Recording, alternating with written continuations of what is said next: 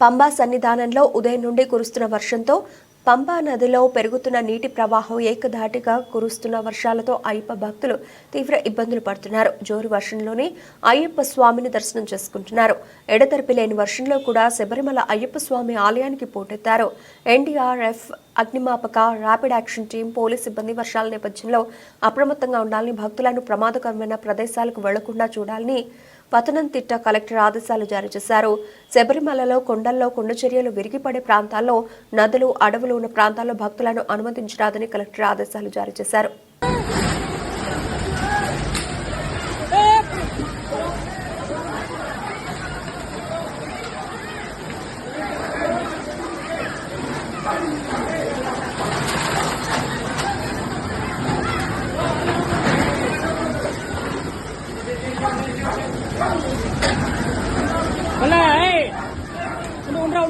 ఉండరా